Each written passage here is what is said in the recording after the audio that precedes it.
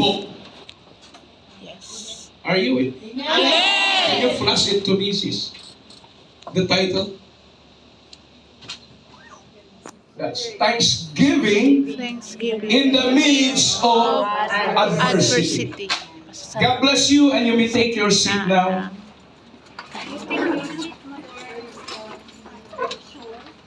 When we talk about Thanksgiving, it's about gratitude. Amen. Pasasalamat. But gratitude comes easily when everything goes our way. Uh-huh. Meaning to say, if there's no hassle, if everything is smooth and well, madaling magbigay ng salamat, Panginoon. Yes, true. Pero how about in the bad times, in the difficult times? Hello. But in our text a while ago, 1 Thessalonians 5:18 says, in everything, give thanks. Yes. Amen. What about? Naintindihan ba natin? Amen. Lahat ng bagay ay pasalamatan natin. Yes. Either good Shall or we say bad. amen? Amen. So meaning to say, this includes both good and bad times. Yes. Right. Kasi lahat ng bagay, pasalamatan natin sa Diyos. But when we do not understand why God allows us to suffer, allows us to endure trials, we will let our situation extinguish a grateful spirit or a thankful spirit. Yes. Amen. Kapag hindi natin maintindihan, mga kapatid, bakit pinapahintulutan ng Diyos na tayo po ay mag-suffer, mag-endure ng mga pagsubok, hallelujah, pinapatay po natin ang espiritu ng pasasalamat. Amen. Kasi ang feeling mo, pinabayaan ka ng Diyos. Uh-huh. Instead of rejoicing, instead of praising God for who He is and what He has done for us, we focus on our pain. We focus on our confusion and began to doubt the Lord and His Word. Yeah, totoo yun. Pag hindi natin naintindihan Yes. kung bakit may mga panahon na pinapahintulutan ito ng Diyos. Yes, amen. Kaya nga ang sabi ng ating text, in everything, give thanks. For this is the will of God concerning you.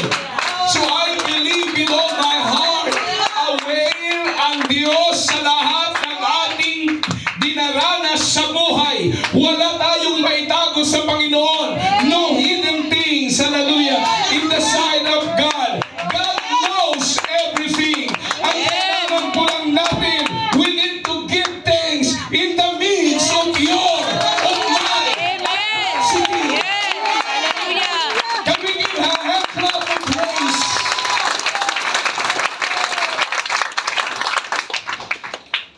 That's why, despite of our feelings, we will reap many benefits when we choose to be thankful in every situation. Yes, Lord. Hallelujah. Are you with me? Amen. Amen. Pag maunawaan mo lang, mag-harvest ka rin.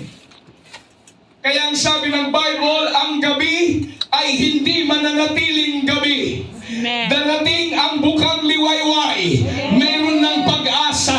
Ang pagsubok ay hindi mananatiling pagsubok. Hallelujah, ang iyong karanasan at mga sirkonstansya sa buhay mo ay hindi mananatiling sirkonstansya yan. Darating ang bukang liwayway ng talumpay. Darating ang liwayway ng deliverance sa buhay mo. Yes, Lord. Makikita mo na yun pala'y kalooban ng Diyos. Can we love Him right now?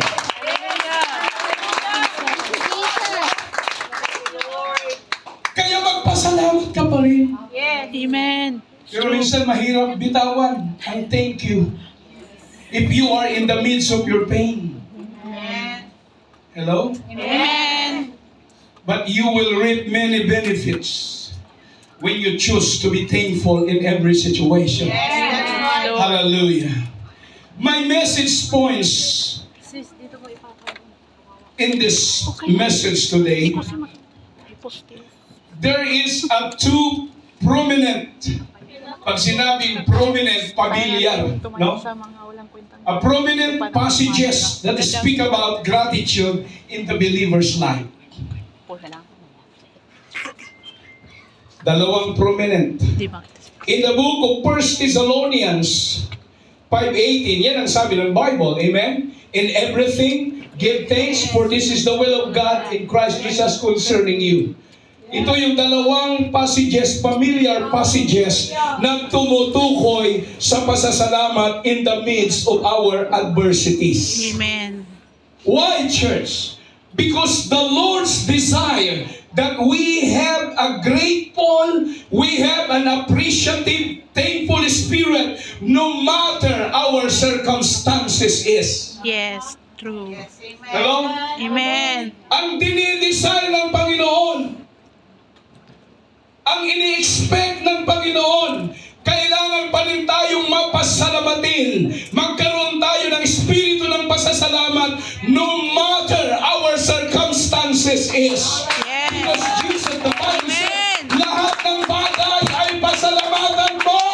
Yes. Even during pain, even during hardship, we can always thank Him for our salvation. Yes. Thank Him for His presence and thank Him for His works in our life. Amen. Somebody say, praise the Lord! Praise the Lord. Sabi ng Bible, kaya ngayon matuto tayo. Kung gusto mong pagpalain ng Diyos, kahit wala ka ng pera, magpasalamat ka pa rin sa Panginoon. Yes. Kung gusto mong pagpalain ng Diyos at may pagsubok ka, magpasalamat ka pa rin sa Panginoon. Amen. Yes. It's just only a simple word. Hallelujah. Walang tao dito na walang problema. Amen. Everybody has our own situation, Yes. hardship and pain. Yes.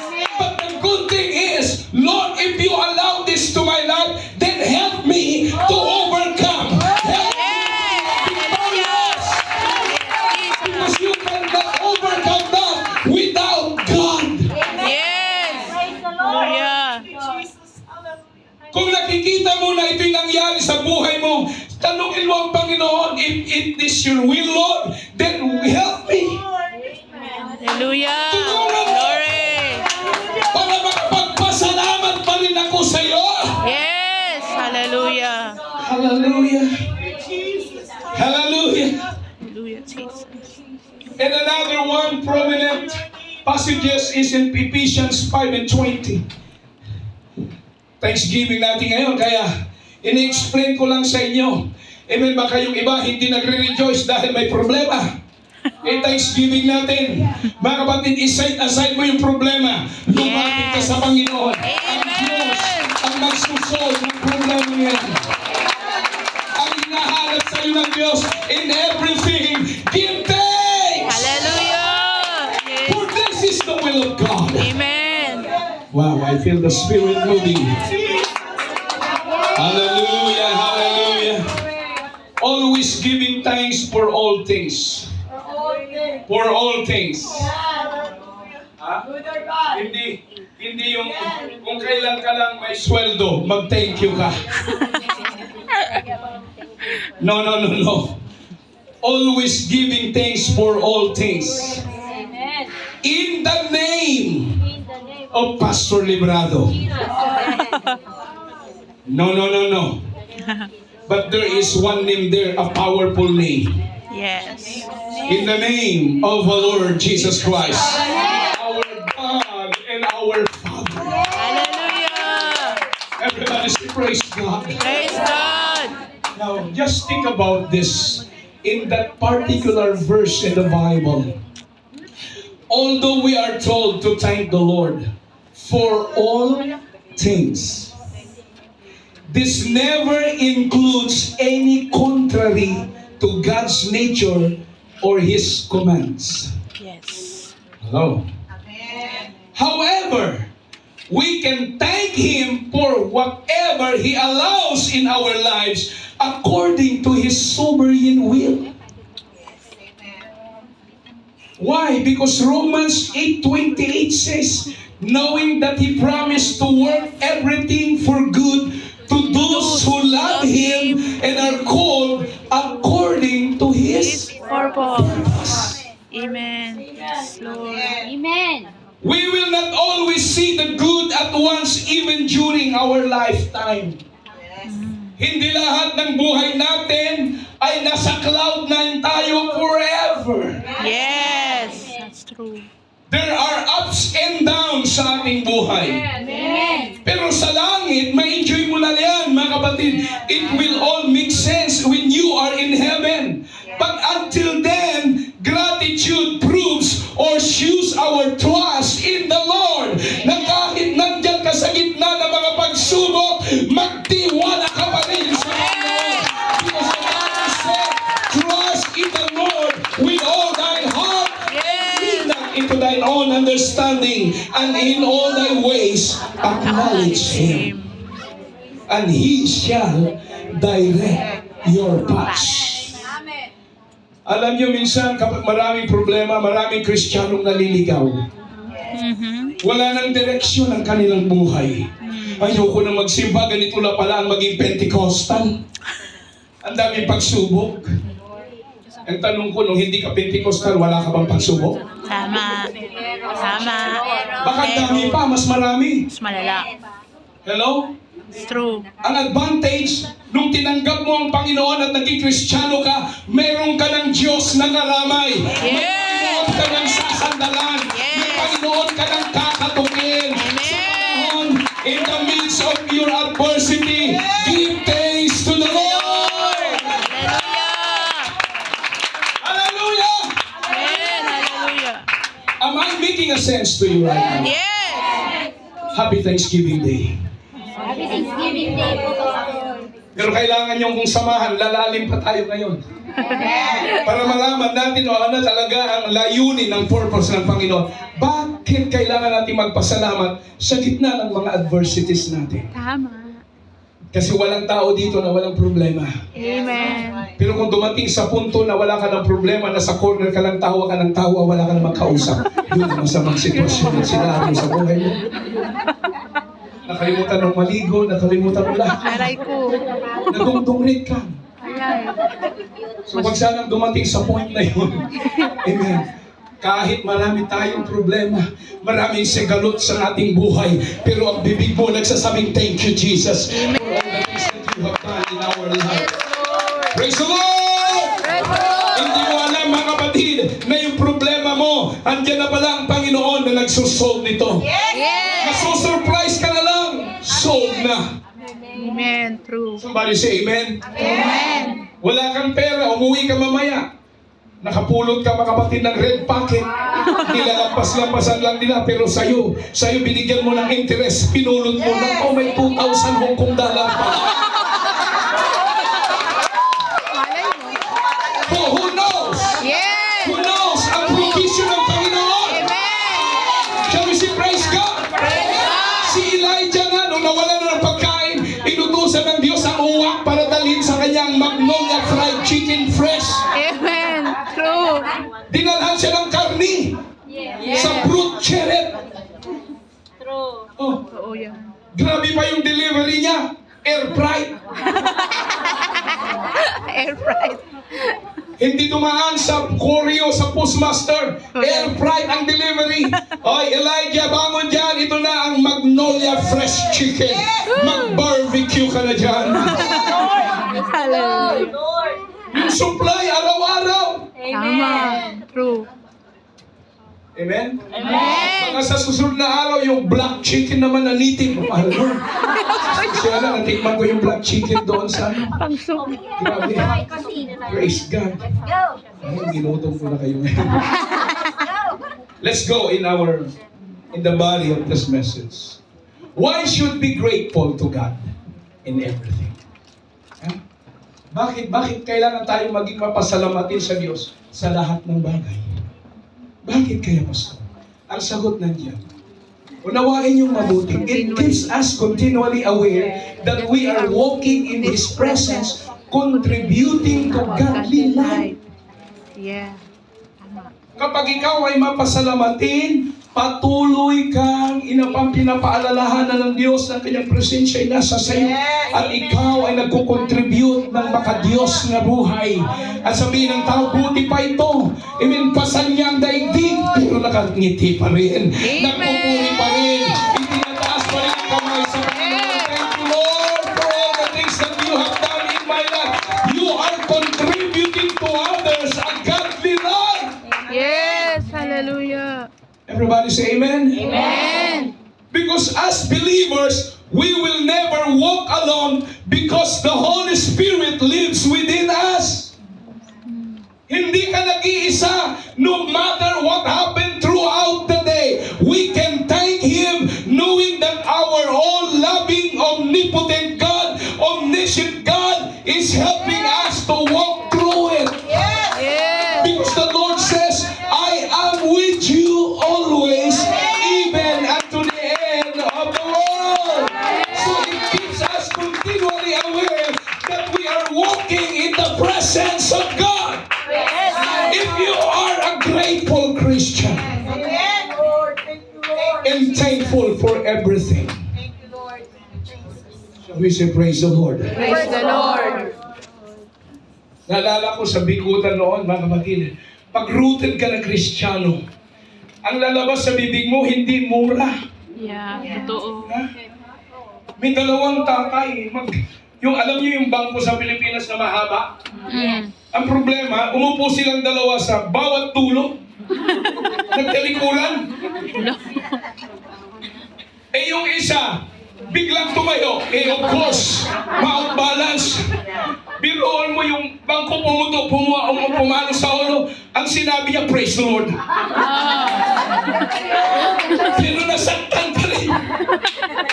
Masabi mo ba yun sa iyong buhay? Praise the Lord pa rin. Kahit may pain, kahit may pagsubok, praise the Lord.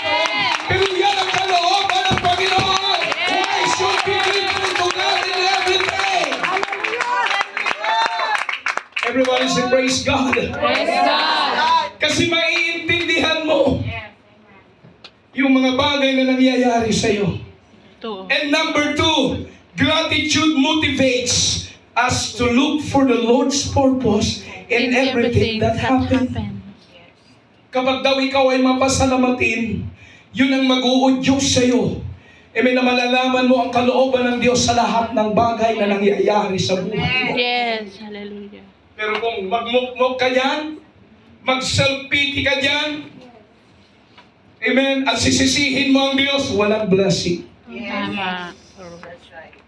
Everybody should praise God. Unlike sabihin mo na, Lord, sige lang, kung masaya ka dito na binigay mo sa akin. Pero pupurihin pa rin kita. Yes. Masasalamatan pa rin kita. Kasi gusto mong malaman kung ano ba talaga ang purpose mo. Bakit mo ito pinahintulutan na nangyari sa buhay mo? Hindi mo sinasarili, sabihin mo sa Kanya kasi aware ang Diyos. Amen. Alam niyo yun. Because unexpected trials or suffering may cause us to question God or feel as though He is forgotten us. Hello? Maiisip mo yun, wala na ba ang Diyos? Tulog ba ang Diyos? But He has a promise, church, to bring good from even our worst experience in life. Shall we say praise God? Praise God. Lalabas sa dulo, may tagumpay. Amen. Kung bakit pinahintulutan niya yun, doon mo ma-realize, mga kapatid, na hindi mo narating ang lahat ng yan kung hindi ka dinaan ng Diyos sa mga pagsubok. Hindi ka naging kasing ganda ngayon kung hindi ka dumaan sa mga pagsubok, kung hindi mo tinanggap ang Panginoon. Kaya ang sabi mo, ito pala ang layunin mo sa aking Panginoon. Dinala mo ako sa putan. Nung una na makawin sila, tumatalon, sumasayaw, umiiyak. Pero iba pala yung kalooban mo. Iba pala kapag magpuri sa Panginoon. Kaya minsan ang tingin mo sa mga Pentecostal, mga Pesticostal. Ang Ang tingin mo sa mga Kristiyano, buangagin. Pero nung naranasan mo ang presensya ng Panginoon, Amen. tapos Yes. ng Espiritu ng Panginoon, Yes. nung naranasan mo na ikaw ay pinautismuhan sa tubig sa pangalan ni Jesus, doon nakalaya ang buhay mo sa lahat ng kapos na kasalanan. Hallelujah! So gratitude motivates us to look for the Lord's purpose in everything. Kaya yung pasasalamat po natin, Sister Ruth, yun po yung driving force mo. Hallelujah! Para malaman mo kung ano talaga ang layunin ng Diyos sa buhay mo. It motivates us. Yun ang mag-uudyok sa'yo. Para alamin mo ang kalooban ng Diyos sa lahat ng bagay na nangyayari sa iyo. Amen.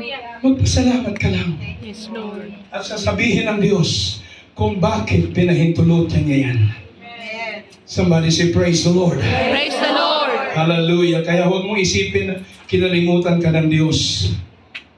Whatever we understand or not, we can rely on His trustworthiness.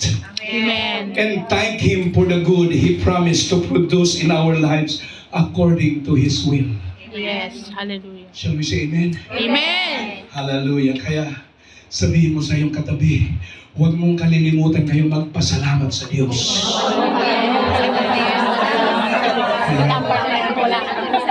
Praise God.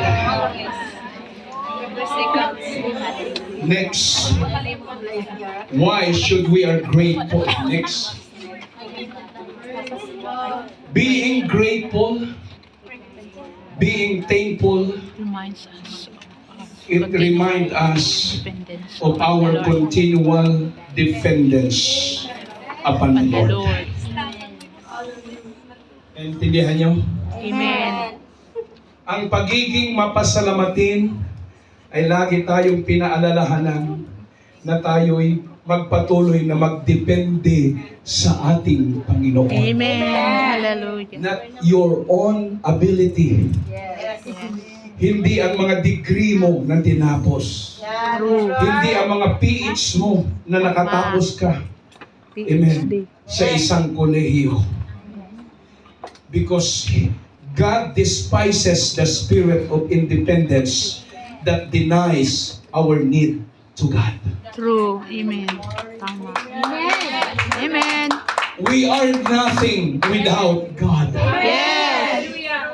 If you exalt a self-sufficiency and it leads to ingratitude, True. ay kaya ko to.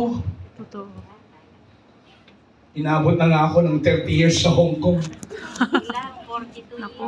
Kapatid, hindi mo yan narating kung wala ang Diyos na nandito sa iyo. Amen. True. Hindi mo natarating ang haba ng iyong pagtatrabaho sa iyong employer kung wala ang Diyos na iyong tinatakbuhan. Totoo. Sa panahon Amen. kay nalulungkot. Yes. Because in reality, we are all dependent upon the Lord. For every breath we take, but may not realize it until we face situation that we are powerless to overcome or to change our life. Only God Yes. are able Yes. to do exceedingly above all what we ask and what we think. Everybody say praise God. Praise God. Because adversities use us, our weakness, and drive us to the Lord. Yes. Ayan. Totoo yan. Kapag ikaw ay nasa cloud 9, kalimutan mo pang mag-service. Makalimutan mo mag-church. Pag punong-puno yung pitaka mo, yung bank mo, mga kapatid, hanggang leeg. Daming pera. Makalimutan mo magsimba, makalimutan mo magpasalamat. Pero pag chinik mo yung account balance mo sa bangko, naku, 0.5 na lang natira, 0.5. Tapos may problema sa Pilipinas. Mama, magpadala ka. Aray ko. Diba? Dumating na yung sitwasyon. Magsisimba ako. Wala na magsimba. Grabe, no? Hello? Aha. Aha. Woo. But a mature believer lives in absolutely dependence upon God every day. Yes. And rejoice in his heart with a grateful and trusting spirit Amen. in good times or in bad times. Kaya, we need to be grateful. Mag-English na ako kasi may nakita ako pumapasok na. Ihanda ang panga. Ihanda na ang panga. Next! I will change my Sa unahan. pure dialect. American dialect now. Dumating. Why should be grateful to God in everything? Hello?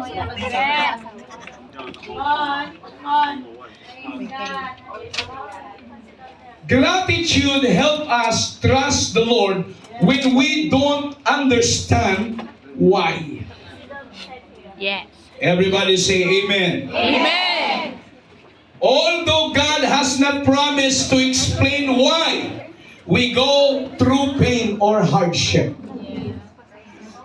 God did not explain that to you. Why we go through hardship and pain. But He has the promise to be with us and enable us to face it. Amen. Everybody say praise God. God never told to you tomorrow you have this kind of problem. Next year, next Sunday you have this kind of struggle. Never say that to you. But Yes. God promised to you when you are in that adversity, when you are in the midst of your situation, hallelujah, I am able to be with you. I'm going to help you. Your battle is not yours, but mine. Hallelujah. If you trust the Lord, so why should we be grateful to God in everything? Why should we be grateful? To help to trust the Lord when we do not understand why.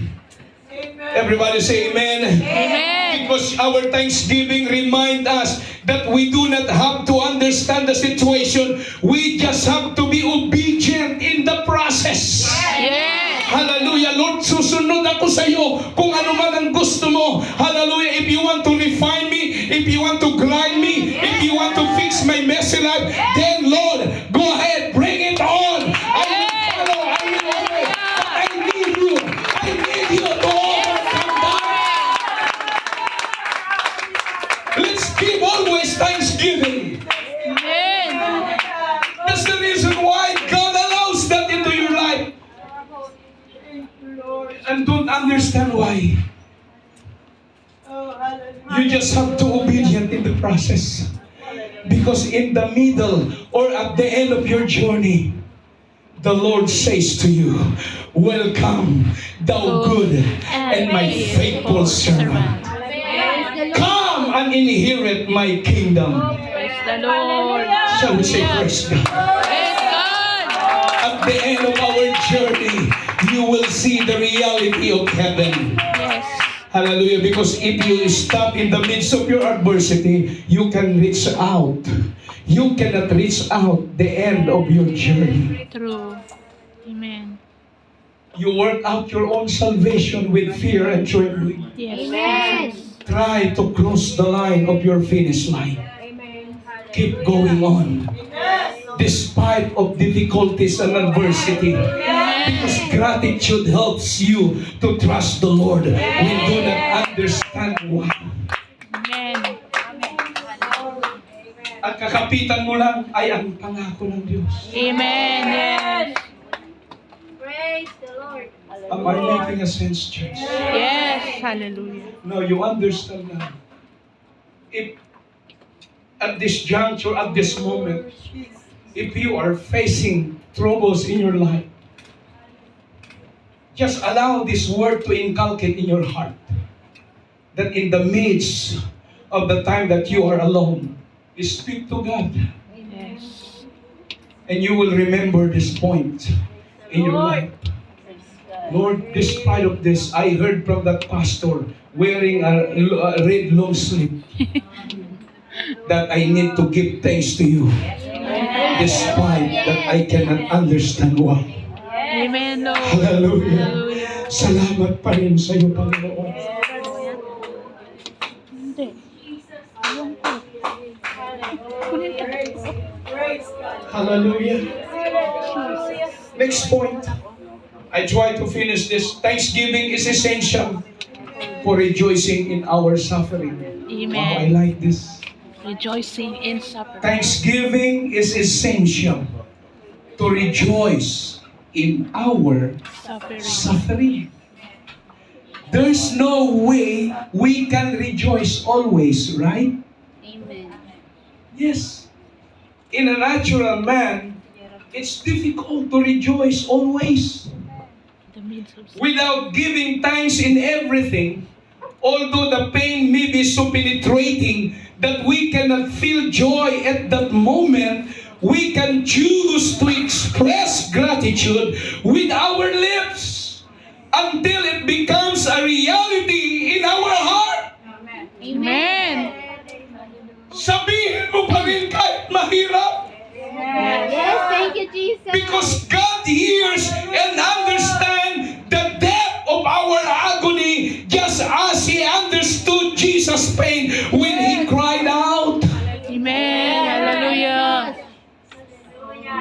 my God, why hast thou forsaken me? And God understood that when Jesus is hung on the cross Yes. in His human nature. Yes. So thanksgiving is essential for rejoicing in our suffering. Yes.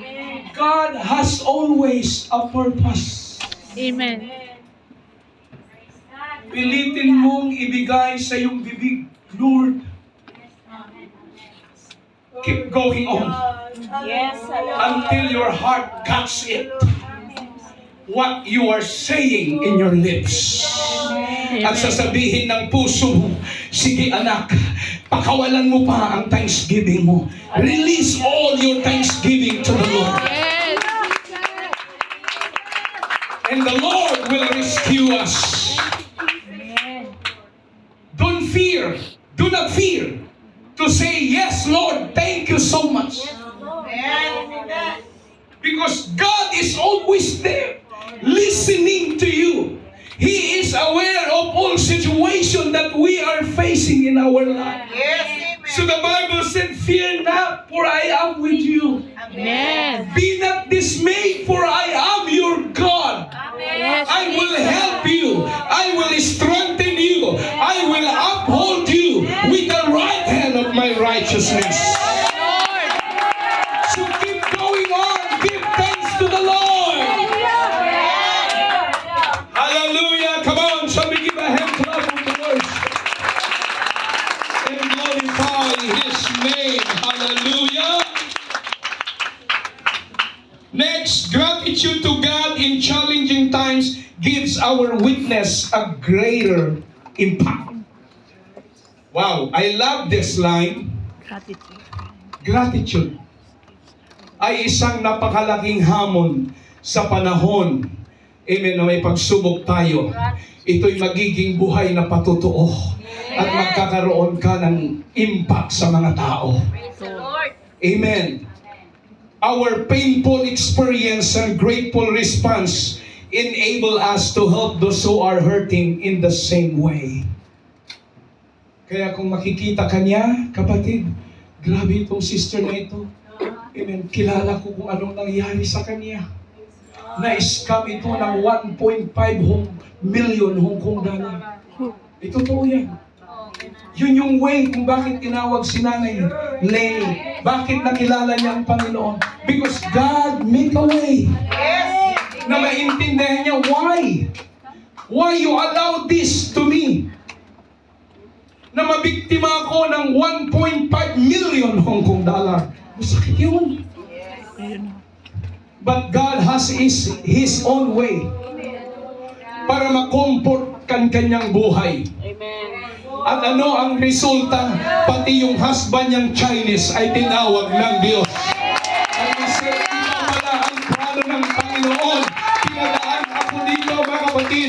But He testified now, God is good. Hallelujah. Na kahit nawalan siya ng 1.5 million Hong Kong dollar, pero ang biyaya ng Panginoon patuloy tumubong sa kanya. Yung mga bansa na hindi niya inaakalang makapunta, nakakarating siya mga kapatid.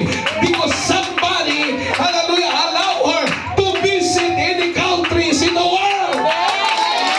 Hindi pa yan sa 1.5 Hong Kong million Hong Kong dollar. At ang package, sinave pa siya ng Panginoon.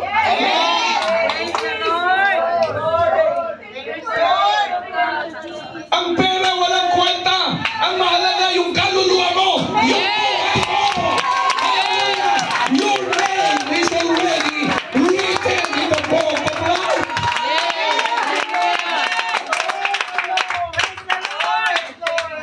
Ang ngayon niya naintindihan.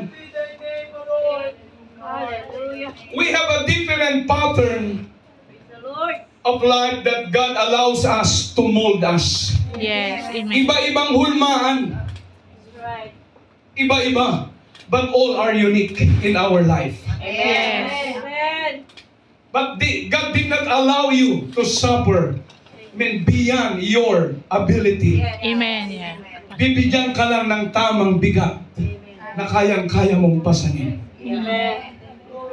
Amen. Kung kaya mo lang ay 25 kilos na bitbitin na bigas, hindi ka bibigyan ng Diyos ng 100 kilos na bitbitin. Amen. Ma-fracture yung ewan mo. Kapag ang Diyos ang nagbigay, hanggang 25 problems ka lang. Dahil yun ang kaya mo. Hindi yun mag-i-exceed beyond your ability. Yes. Kaya lahat ng problema natin, kayang-kaya natin yan. Amen. Yes. Kaya sabihin mo sa iyong katabi, just do it. Just do it. Let's do it. Hallelujah! Come on, can we love Christ? Can we love the Lord? Thank you, Jesus. So our painful experiences and grateful response enable us to help those who are hurting in the same way by sharing our struggles. Hallelujah. Shall we say amen? Amen. With others who do not understand what God is doing, our witness for Christ becomes more powerful. Yung karanasan natin, Sister Ruth, lahat ng na-overcome mo, powerful yun. Amen. Your testimony is become a message to somebody else. Your victory is become a message to somebody else. If you speak about Jesus, amen, hindi mo alam na nabigyan yung impact ng buhay mo. Amen, nabibless ang mga kaibigan mo, pamilya mo. Dahil nakikita nila sa'yo, ang Diyos ay buhay. Everybody say, praise God. Praise God. You become a living witness for Christ and become much more powerful. Thank you, Jesus. Kapag ikaw ay mapasalamatin. Hindi yung may problema ka mga kapatid, lapidated na yung mukha mo, lukot na lukot. Alam, sukang paumbok yung mukha mo. Nasa church ka, revival mga kapatid, pero nakalukot yung mukha mo. Shall we say amen? Amen. Yung abs na mga pisngi mo, naglalakihan mo. Kapatid, ang Diyos ay Diyos na matagumpay. Yes. Ang Diyos natin, mga kapatid, He is the same yesterday, today, and forever. Kung ang Diyos noon gumagawa ng milagro, kung ang Diyos noon ay nagpapala, hanggang ngayon ang Diyos na yan ay nagpapago ng buhay. Hallelujah. Everybody say praise God! Praise At God. mayroong malaking impact ang buhay mo. Why? You have a big impact. Even your employers. Pwede silang makareceive ng blessing because of you. Bakit? Sabi ni Jesus, you are the salt of the world. Amen. Asin tayo. Ano ba ang impact ng asin? Preservative. Maalam?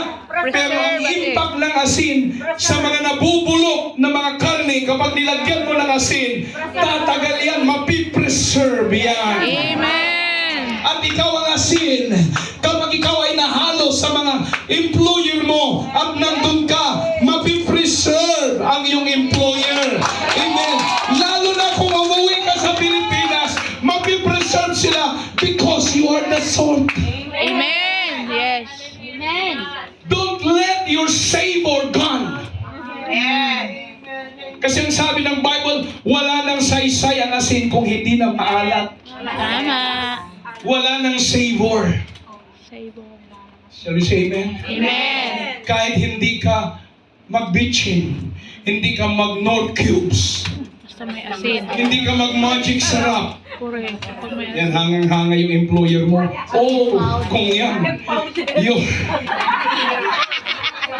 ulam is so yummy. May tinatago ka pala sa bulsa mo. Magic Sarap. May chicken powder pa pala. Pero ang pangpaligaya at pangpasarap ng buhay, ang presensya ni Jesus. Ang presensya ng Diyos.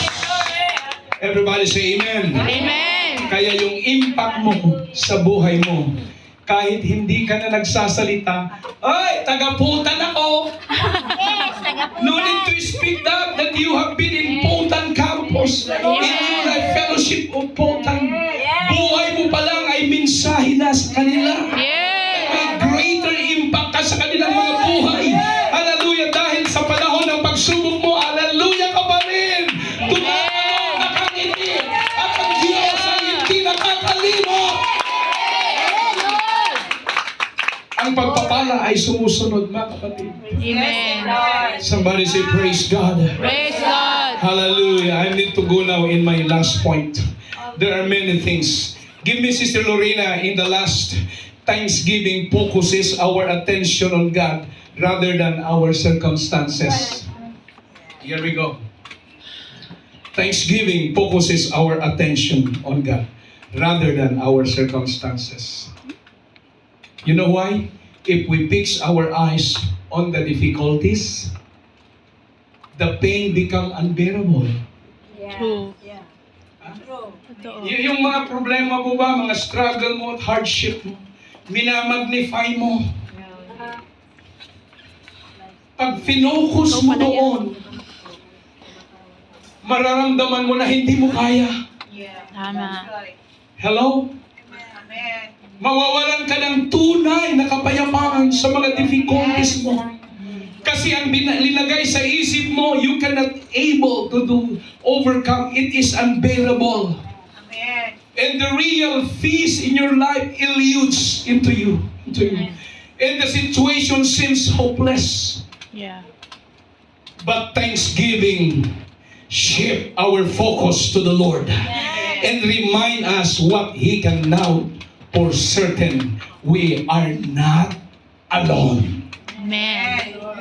Kapag ikaw ay mapasalamatin, amen, magsiship lahat sa Panginoon na hindi mo kayanan kung wala ang Diyos. Hindi ka nag-iisa.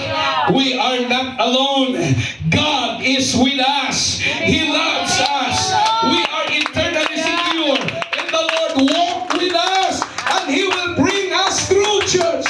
Amen. And God will turn this experience into something profitable into our life. Yes. Hallelujah.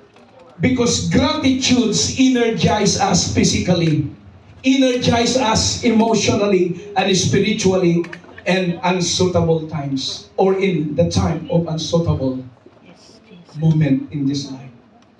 Your pain, your trouble, and disappointment, it will drain us, right? Talagang, kung bagay, mapipiga ka. At halos wala ka nang mapiga. Yung mga ganitong situation. But trusting God, church. Focusing to Him. and thanking Him, it will revitalize your spirit.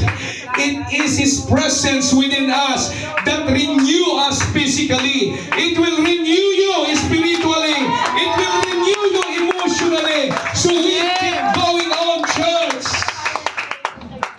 Pasalamatan mo pa rin ang Panginoon, because when adversity or suffering comes into your life, do you tend to judge God by the circumstances or judge the situation, what Scripture has said about Him? How would its perspective affect your gratitude and your ability to trust the Lord? Ano ang tingin mo sa Diyos, mga kapatid, kapag may problema ka? I will tell you, maliit lang ang problema kumpara sa Diyos. What the Bible said, heaven is my throne, Amen. and the earth is my footstool. Footstool. Tagalogin natin. Apaka. Ang langit ang trono ko, ang sabi ng Diyos. Amen. At ang lupa ay tungtungan ng Tungan pako. ng paa. Sis, Footstool. gaano kalaking Diyos yan? Hallelujah. Kung ang langit ay trono ng Diyos, Yes. at tungtungan ng paa niya ay saputan, napakalaking Diyos yan! Yes. Hallelujah. Kumpara sa napakaliit nating problema, sis. Amen. E di magtiwala ka doon sa malaking Diyos. Problema mo, dahil kayang-kaya ng Panginoon na isotian, magtiwala ka lamang sa Kanya. Yes. Hallelujah. Shall we say amen? Amen. Because I will never leave you nor forsake you. I am with you always, even to the end of the world. Hallelujah. Thank you, Lord. Hallelujah. The only thing we need is allow this God that promised to you that heaven is His throne and the earth is footstool. Yeah. Trust Him and allow God to dwell inside of your life. Ang desire mo ngayon, Lord, salamat. I want you to come into my life. Reside in my heart, Lord. Dwell inside of me. Yes, Jesus. Hallelujah. Kasi hindi titira ang Diyos sa kahoy. Amen. Hindi titira ang Diyos sa tabla. Yes. Ang tirahan ng Diyos ay ikaw. Hindi siya pupunta sa anumang mga bagay, sa punong kahoy. That's not the God whom we serve. But Yes. the God I'm speaking to you, He promised to us that He can dwell inside of us. Yes. Hallelujah. Because the Bible said, you are the temple of God. Ikaw ang templo ng Diyos. Ikaw ang kanyang residence. Hallelujah. Thank you, Jesus. He will not go to somebody else, mga kapatid, na hindi kumikilala sa Kanya. He will go to everyone who wants to accept Him and invite Him. Yes, Lord. Thank you, Jesus. Can we stand up right now? Hallelujah.